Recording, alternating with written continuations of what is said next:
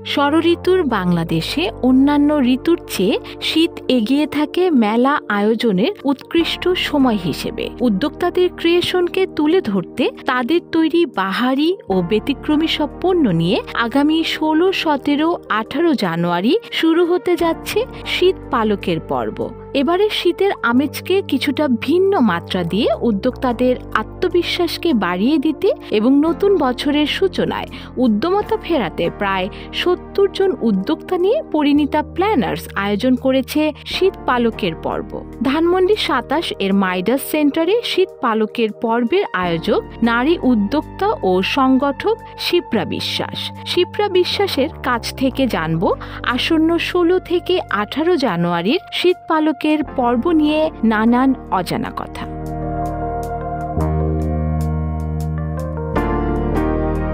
পরিণীতা ব্যানারে প্রথমবারের মতো আয়োজন হচ্ছে শীত পালকের পর্ব।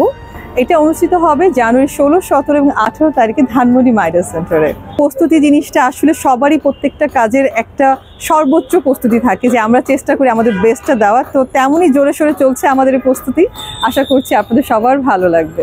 আমার এটা আসলে দ্বিতীয় ইভেন্ট আমি বলতে পারি, কিন্তু আমি এটা প্রথম কেন বলছি, কারণ একদম একটু বড়সড় আকারে এটাই আমার প্রথম ইভেন্ট। আগে যেটা করেছি ওটাতে সবার অনেক অনেক ভালোবাসা পেয়েছি। এত ছোট জায়গায় মাত্র 22 জন উদ্যোক্তা নিয়ে আমি প্রথম ইভেন্টটা করেছিলাম, সেই জায়গায় এত বেশি অডিয়েন্স, এত বেশি সাড়া পেয়েছি। সেই জায়গা থেকে এটা যেটা করছি 72 উদ্যোক্তা নিয়ে, যারা তাদের উদ্যোগে পশটা নিয়ে আমাদের এই মাইডাস সেন্টারে উপস্থিত থাকবেন। বেশ চেষ্টা করছি, আশা করছি ভালো কিছু হবে সবার জন্য। এবারের চমক কিন্তু আমরা সবাই ভালোবাসি, কিন্তু চমক ব্যাপারটা একটু সারপ্রাইজের মতো আমার কাছে। সারপ্রাইজ কিন্তু বলে দিলে পরে সেটা কিন্তু আর থাকে না। তারপরও কিছুটা বলছি, একটু ভিন্ন কিছু নিয়ে আসছি। ভিন্ন কিছু বলতে এখানে প্রথম আমার যেটা, আমি একজন যেহেতু নিজে উদ্যোক্তা হিসেবে অনেকদিন কাজ করেছি, এক্সিবিশন করেছি, সেই জায়গা থেকে আমার কাছে মনে হচ্ছে এই কিছু কিছু জায়গা, অবশ্য সব অর্গানাইজার বেস্ট ট্রাই করে, কিছু কিছু জায়গায় যদি আমরা আরও কিছু অন্যরকম করতে পারি। প্রথম যেটা আমি ফোকাস দিচ্ছি সেটা হচ্ছে ডেকোরেশন। আমি বললাম মানুষ দর্শনধারী, তারপর গুণ বিচারী। সো প্রথম চমকটা মানুষ দেখার সাথে সাথে বুঝে যাবে যে এটা অন্য কিছু হতে যাচ্ছে। বাকিটা জানতে মেলায় আসতে হবে। পুরো আয়োজনটা ওনাদেরকে ঘিরে, ওনাদের পণ্যকে ওনাদেরকে কিভাবে সুন্দরভাবে প্রেজেন্ট করা যায়। কারণ উদ্যোক্তাদের ছাড়া এই একটা এক্সিবিশন করা কখনোই সম্ভব না। তাদের সাপোর্ট অবশ্যই দরকার, এবং তাদের আমি যেটা চেষ্টা করবো আমার জায়গা থেকে, আমরা সবাই বিভিন্ন পণ্যকে, আমাদের পণ্যকে অনেক ভালোবাসি, ব্র্যান্ড হিসেবে সামনে তুলে ধরতে চাই, কিন্তু কিছু কিছু জায়গা আমরা একটু অগোছানো কিংবা আমরা ওটা ফোকাস দিই না, সেটা হলো প্রেজেন্টেশন। এই ব্যাপারটাই আমি ওনাদের সাথে কথা বলে সুন্দর একটা প্রেজেন্টেশন নিয়ে এবার মেলায় আপনাদের সবার সামনে আসবো, এবং আমার জায়গা থেকে যতটুকু সম্ভব, যতটুকু শিখেছি সেটা আমি ওনাদের সাথে শেয়ার করব। ওনাদের যা যা বলার আছে সেটা মিলে এই এক্সিবিশনটা উদযাপন করব আমরা। আমি নিজে একজন ক্ষুদ্র একজন উদ্যোক্তা, ক্ষুদ্র একজন ডিজাইনার।